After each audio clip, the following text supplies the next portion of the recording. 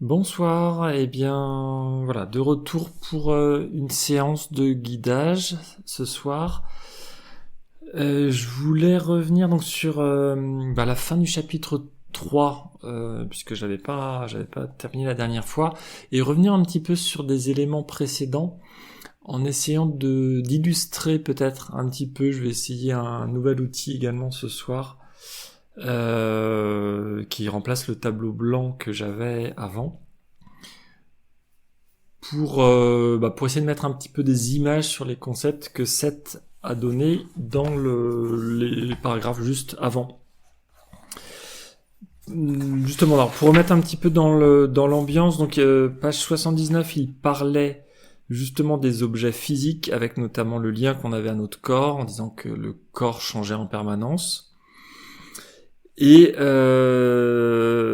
la fin déjà de cette page, il disait que la pensée de l'instant précédent s'évanouit.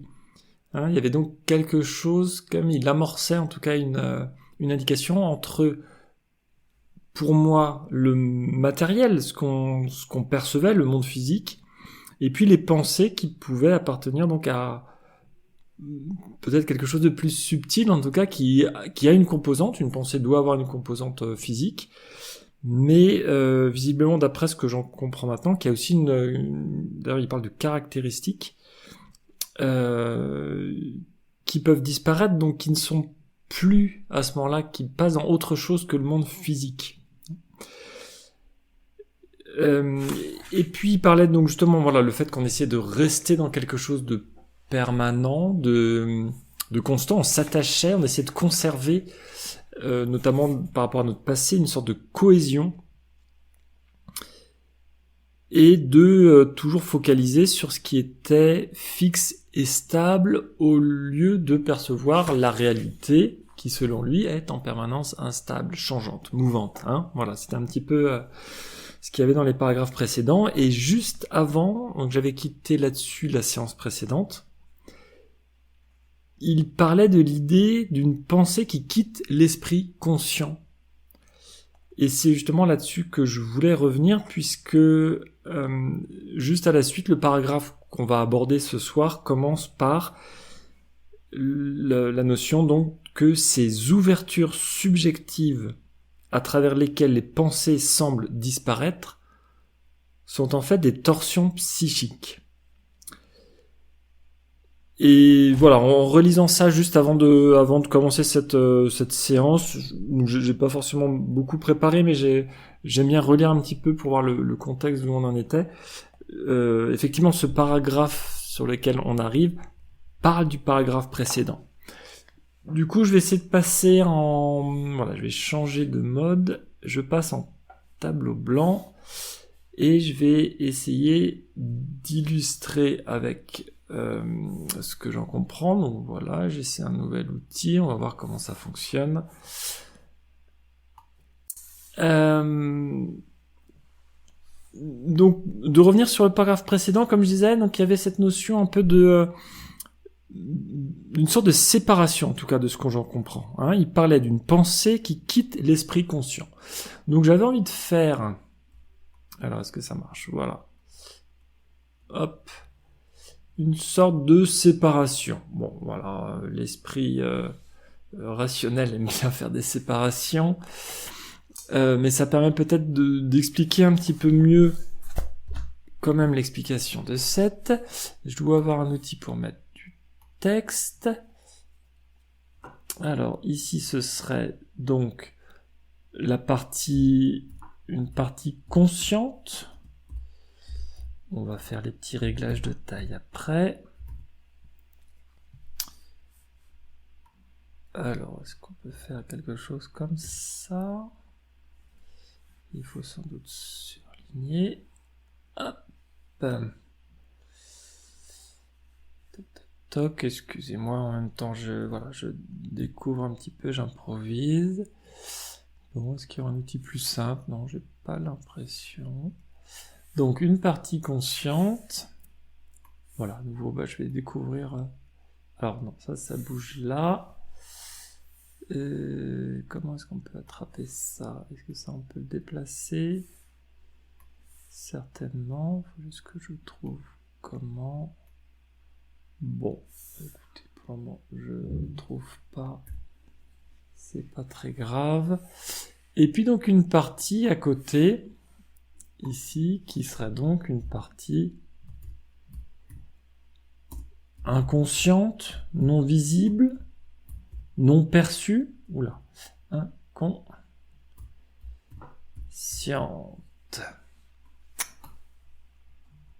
Hop, et hop, bon. Aussi, est-ce que je peux... Non, c'est que ça qui se déplace. Je ne sais pas pourquoi. Bon, c'est pas grave, je verrai plus tard comment ça fonctionne. Hein. Et que donc l'idée, donc dans cette partie-là, la partie consciente, nous avons donc, comment dire, on a la possibilité d'avoir effectivement une idée, hop, une idée qui va pouvoir basculer. Alors, qu'est-ce qui s'est passé? Hop, voilà, qui va pouvoir effectivement passer d'un état à l'autre. Je vais écrire comme ça, ce sera peut-être plus simple. J'espère que c'est bien lisible. C'est-à-dire que l'idée, à un moment donné, Seth nous dit que, bon, voilà, on a une idée, elle est consciente. C'est-à-dire qu'on la voit. Je vais mettre... Allez, on va dessiner une petite ampoule. Hop. Hop. Voilà. On a une idée. Elle est bien présente. Et à un moment donné, elle va s'arrêter, elle va disparaître. Hein. C'est ce dont Seth parlait la dernière fois. C'est-à-dire que, de ce que je comprends, elle va passer d'une partie consciente, qui est dans notre cerveau, qui est vraiment présente à nous, elle va passer dans la partie inconsciente, et Seth proposait l'idée que ça disparaissait. Et lui disait justement, donc on a cette impression que ça disparaît, mais lui dit, non, attention, l'idée est toujours présente, elle continue son chemin, elle continue à évoluer à sa manière. Et il disait d'ailleurs, donc c'est ce que j'avais traité la dernière fois, qu'on peut apprendre à suivre cette idée. Hein. C'est pour ça que j'ai fait une sorte de flèche, c'est-à-dire quand l'idée, elle a beau disparaître, hein, elle va quelque part, notre esprit, notre focalisation peut très bien suivre ce cheminement. Généralement, Seth expliquait qu'effectivement, on avait une sorte de vie mentale un peu particulière qui créait, contre notre gré, une sorte de falaise subjective, et on a l'impression du coup que ça disparaît. Hein, c'est ça qu'il disait, voilà, la falaise qui disparaît. Hein. Et que donc spontanément, on allait pour se protéger de certaines zones où justement on sentait que les idées disparaissaient, ou en tout cas aller vers des endroits qu'on ne souhaitait pas, eh bien, nous élevons des barrières psychologiques. Hein, donc c'est comme si, est-ce que ce serait là? Oui, j'ai l'impression que ce serait ici. On va créer une barrière psychologique pour empêcher que finalement nos idées s'échappent dans des endroits où on n'a pas spécialement envie, hein, visiblement. Bon, ça c'était le fonctionnement habituel.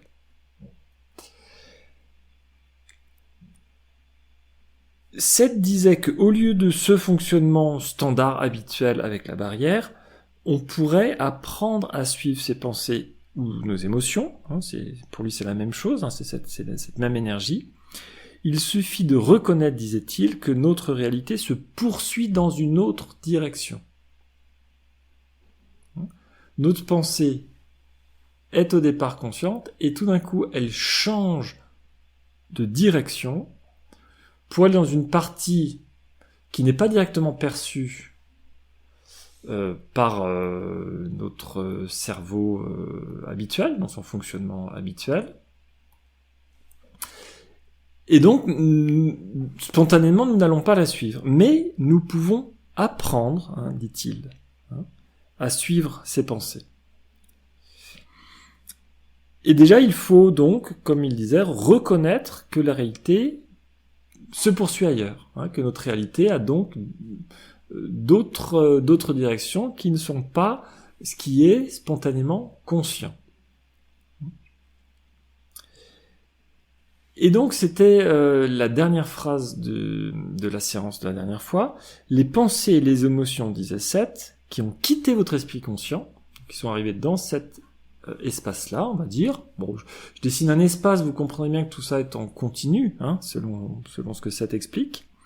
Et bien, quand elles sont arrivées dans cet espace-là, elles nous conduisent, ces pensées, si on apprend à les suivre, dans d'autres environnements. Hein. Donc, partie inconsciente, donc, autre environnement que notre réalité physique habituelle. Hein.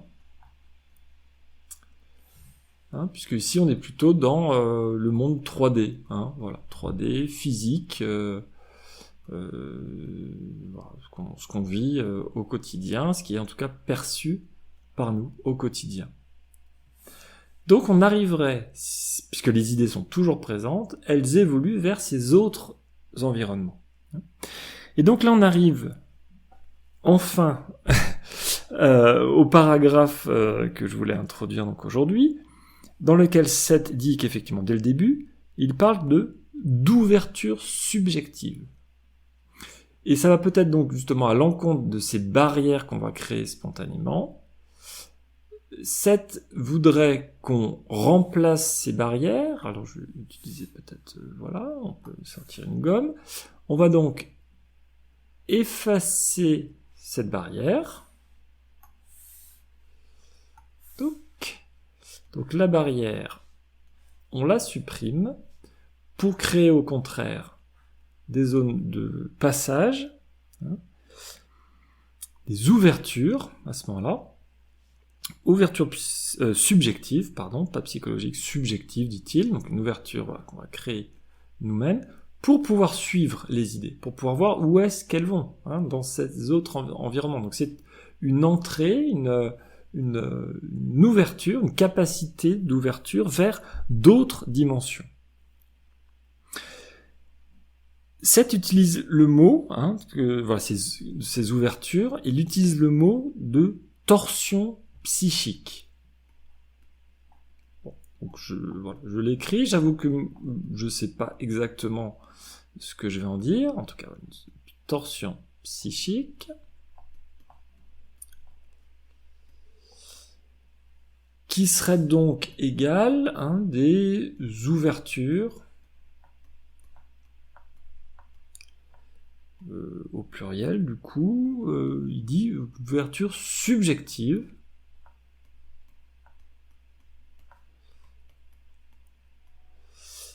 vers ces autres environnements. Et c'est là que ça me semble intéressant, et c'est pour ça à mon avis que Seth en parle, c'est qu'il nous conseille d'éviter de rester dans nos barrières psychologiques habituelles où justement notre conscience va nous mettre des limites, où on va bloquer, voilà, dès qu'une idée disparaît, on n'a pas envie de la suivre, on n'a pas envie de comprendre exactement où ça va. Il nous invite à justement aller visiter ces zones de passage, hein, pour entrer vers d'autres environnements, vers d'autres perceptions, vers justement ces réalités qui ne sont pas directement physiques. Hein. Donc là, je pense que voilà, j'utilise. Pour moi, c'est un petit peu tout ça des synonymes. Réalité.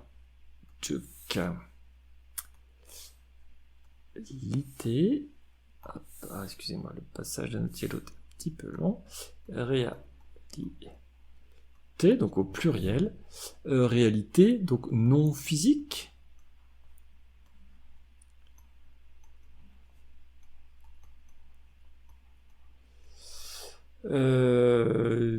Qui serait justement, à mon avis, ce vers quoi Seth nous invite de toute manière à aller voir, notamment à travers les sens internes, notre moi interne, etc., de comprendre que la réalité globale, donc ça effectivement, l'ensemble de tous ces éléments-là, égale une sorte de grande réalité.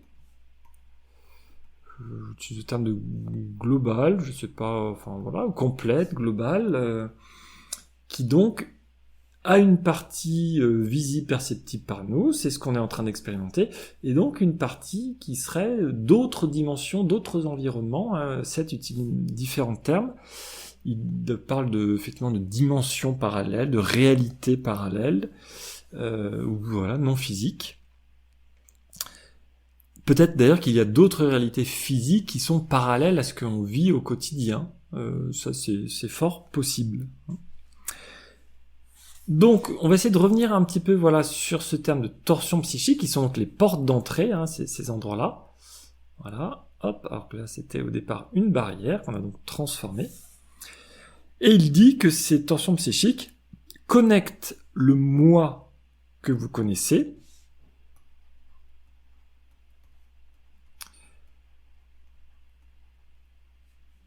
avec d'autres univers d'expérience, donc réalité non physique, univers, voilà, bon, je suis pas forcément obligé de le marquer, si, voilà, ou peut-être autre expérience.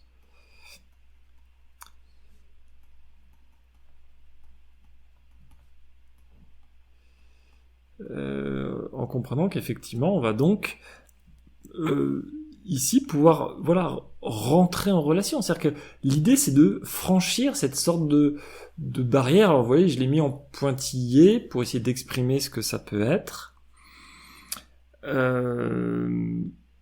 Mais en tout cas, ces torsions psychiques, moi je les vois un petit peu comme les bugs de la matrice dont j'avais parlé la dernière fois, les failles un petit peu qu'on peut recevoir. Alors c'est peut-être aussi toujours cette notion de créativité, d'intuition qui viendrait. C'est tout ce qui peut tout ce qui n'est pas expliqué en fait directement, je dirais, par les lois physiques classiques. Donc il dit d'ailleurs que ces autres univers d'expérience, je les ai pas indiqués, bon voilà, en tout cas voilà, autres expériences, autres univers si on veut d'expérience.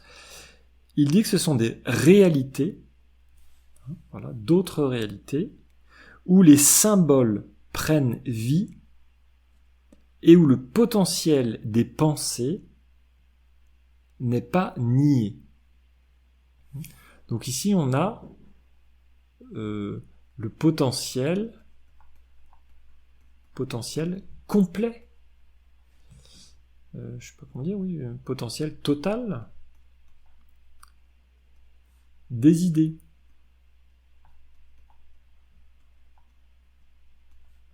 Voilà. Là ici, tout se réalise de ce côté-là. Et donc les symboles prennent vie. Donc les idées, les symboles, voilà, ce sont des concepts assez proches.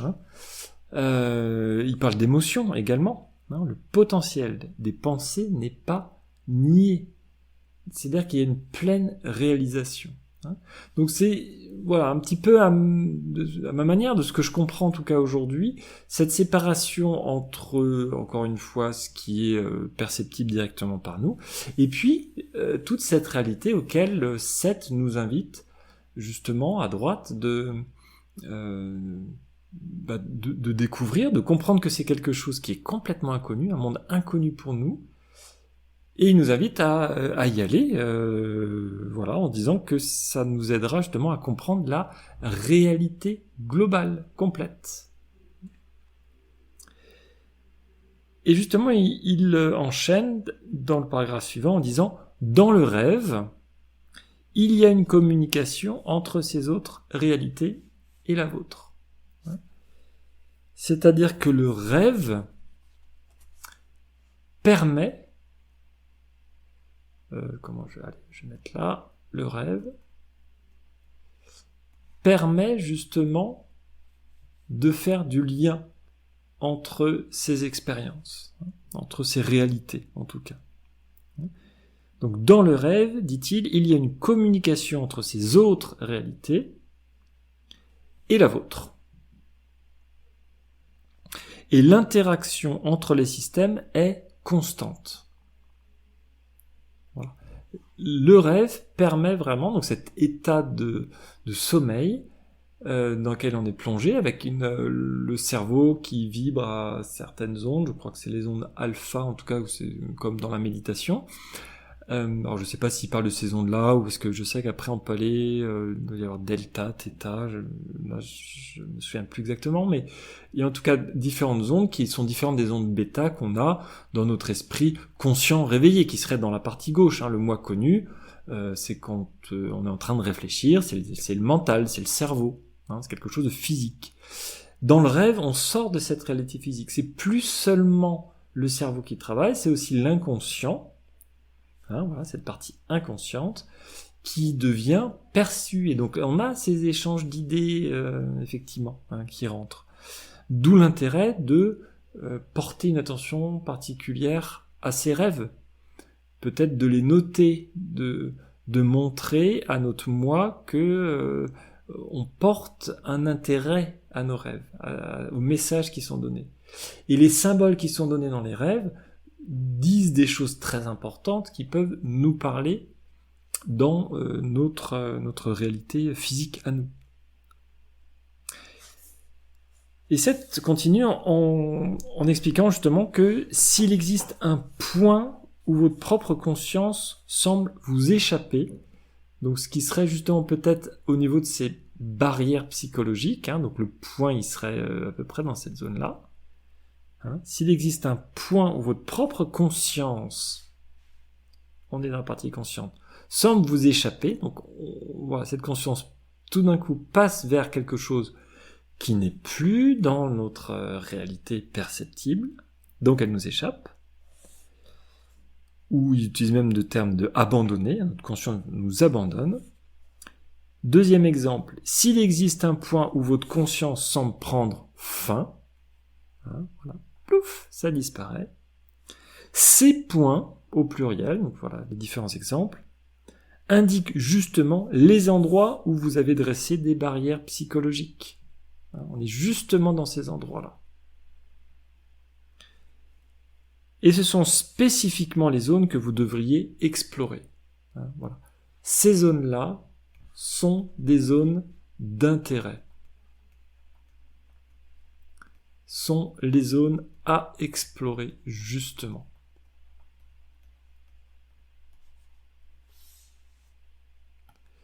C'est tout l'intérêt. Alors, je vois que l'arrêté global est un petit peu sorti. Voilà, là, vous voyez, je pense. Plus globalement. Hop. Voilà. Donc, on a ici, finalement, le travail à faire, notre focalisation sur lequel, le point d'intérêt sur lequel Seth nous dit qu'il faudrait porter notre attention. Ce sont des zones à explorer, à comprendre que nous créons des barrières psychologiques justement sur les points où il y a une sorte de d'instabilité, d'incompréhension, là où la conscience disparaît. C'est-à-dire que c'est justement nos zones où on peut se sentir fragile, où on sort de notre zone de confort physique habituelle.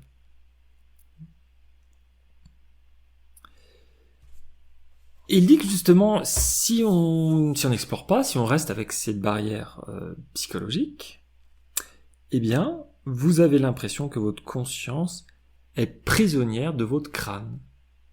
La conscience est prisonnière du monde physique, elle est prisonnière du mental. Elle ne peut pas s'échapper. La partie consciente reste là-dedans.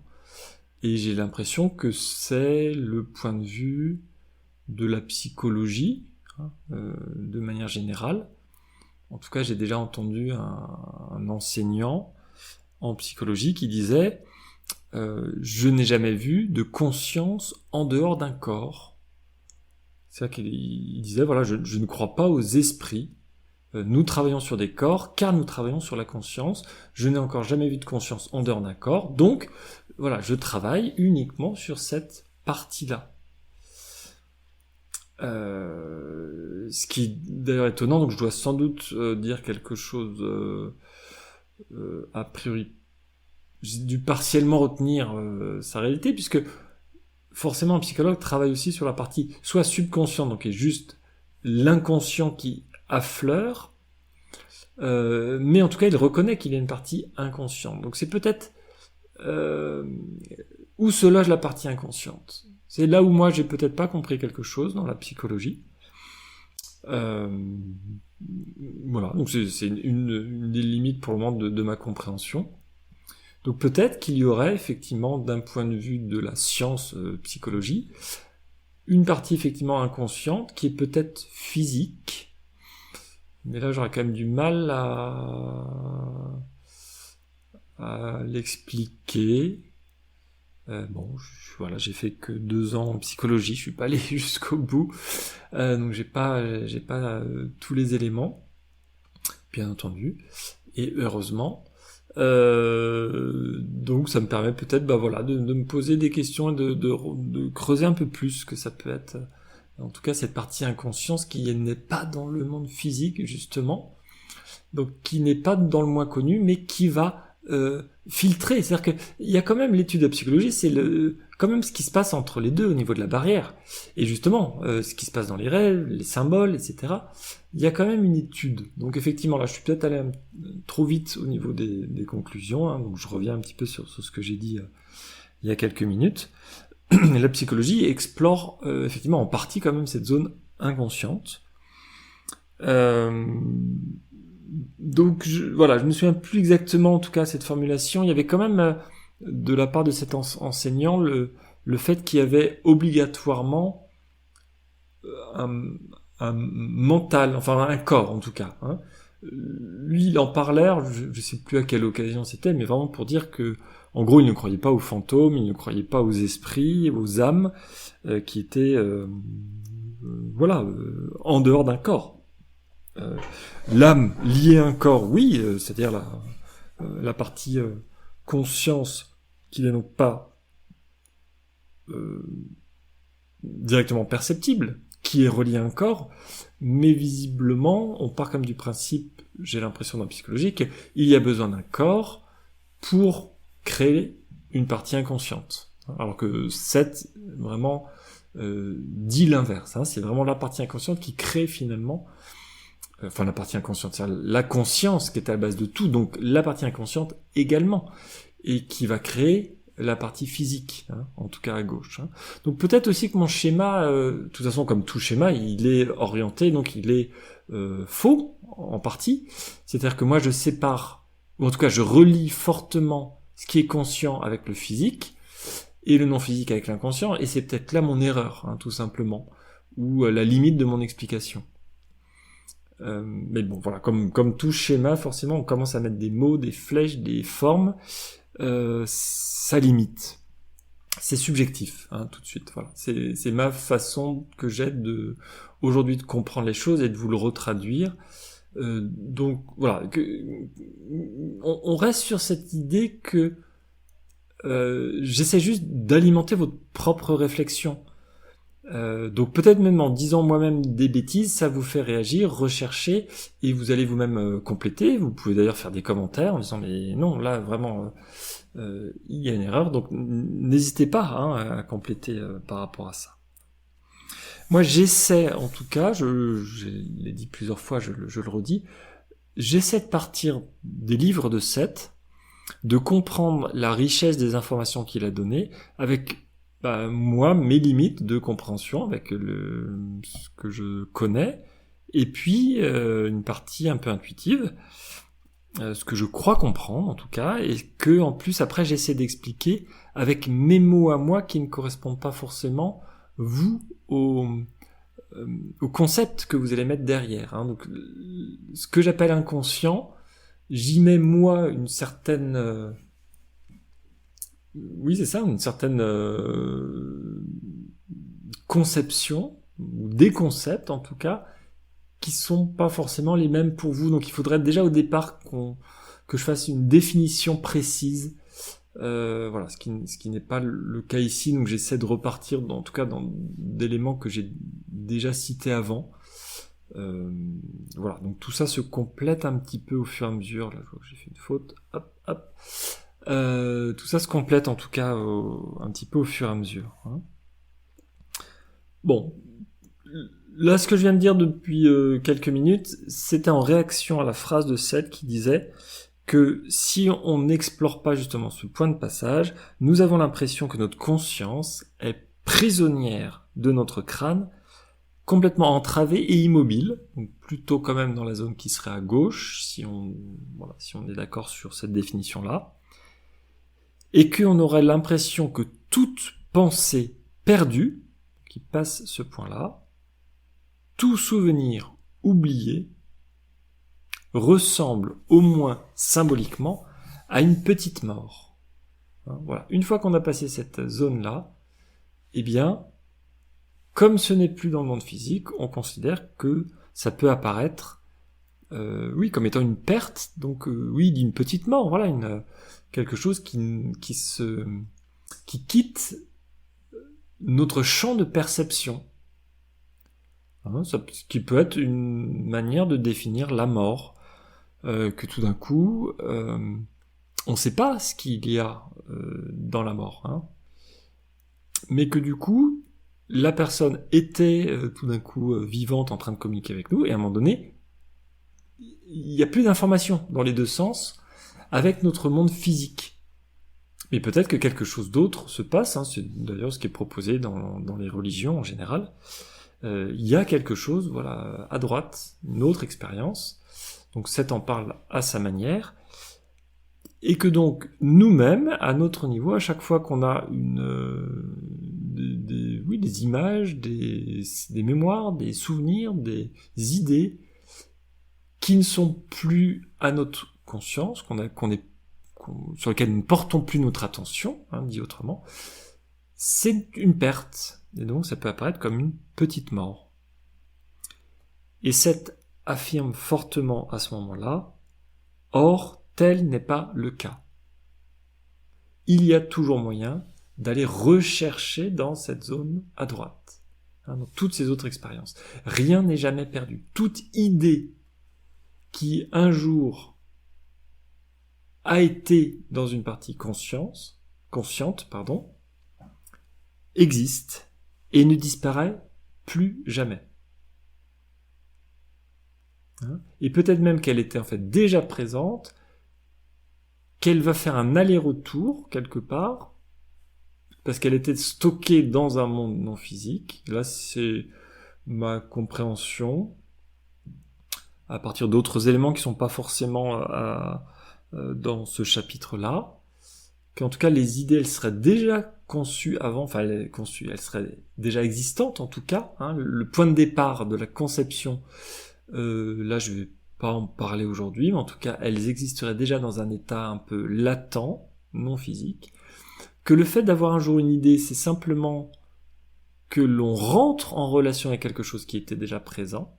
Donc l'idée apparaît tout d'un coup, quelque chose de lumineux, apparaît, mais que du coup, le phénomène inverse peut se faire, c'est-à-dire que l'idée repart de là où elle était avant, hein, sous forme de stockage, et que donc d'autres personnes, bien sûr, y ont accès à ces idées-là. Hein. Quelque part, c'est comme si on ne créait jamais rien, mais qu'on allait juste tout d'un coup se connecter à quelque chose qui existait sous forme latente, à une idée.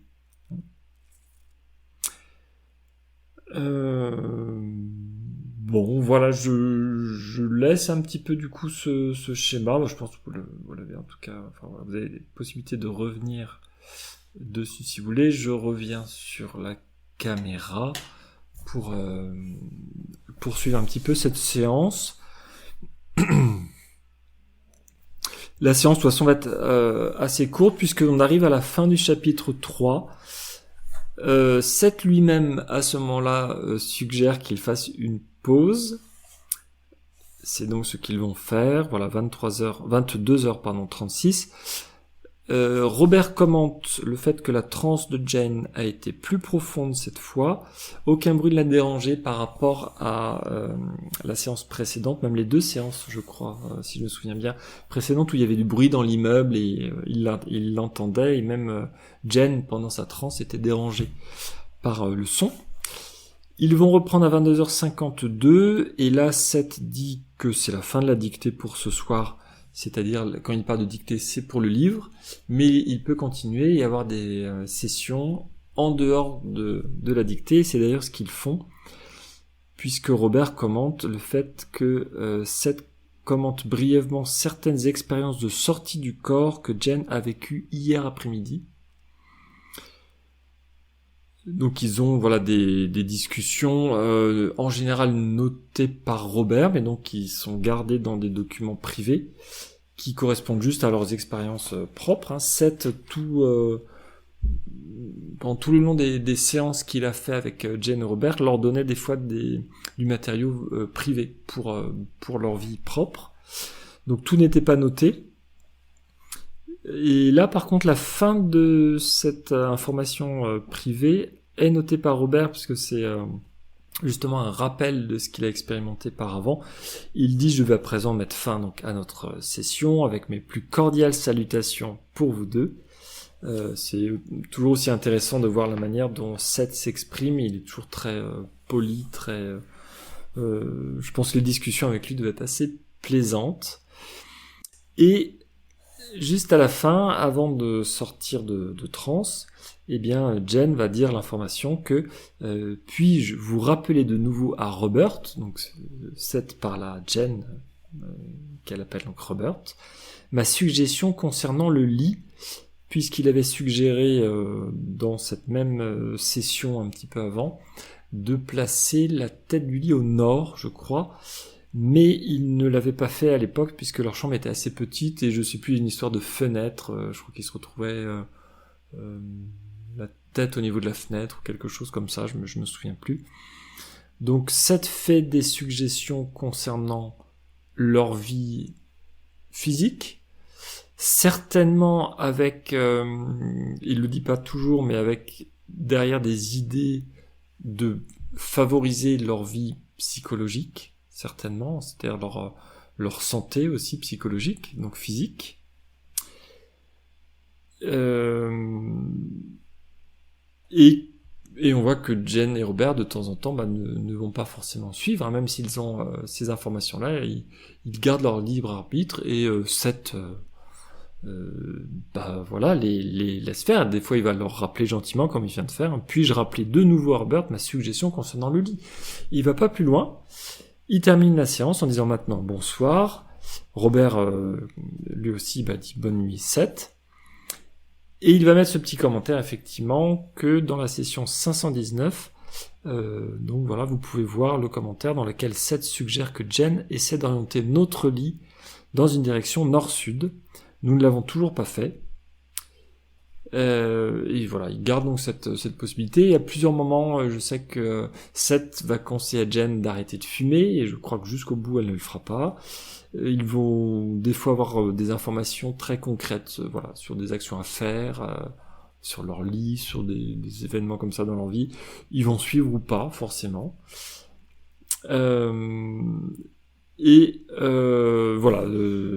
session va s'arrêter avec un commentaire de Robert qui dit: Jane continue à lire ce livre, donc rappelez-vous que c'est au fur et à mesure que le livre est dicté par Seth que Jane le découvre au fur et à mesure après, puisqu'elle lit les notes de Robert, puisqu'elle-même ne se souvient que très rarement de ce qui se passe pendant les sessions, pendant qu'elle est en transe.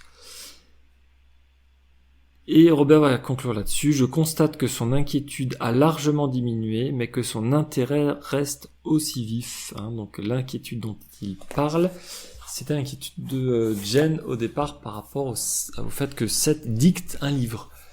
Elle n'était pas forcément certaine au début qu'il arrive à le faire, puisque elle expliquait, vous pouvez voir par rapport à ça l'introduction que j'avais présentée dans une des premières séances, Elle disait que c'était un travail particulier pour un écrivain d'écrire un livre. Elle était bien consciente de ça puisque c'est son métier, et qu'elle n'était pas sûre à l'époque que Seth avait cette capacité-là, et que finalement, elle est rassurée au fur et à mesure, et ceci démontre qu'il a une bonne connaissance de notre monde physique.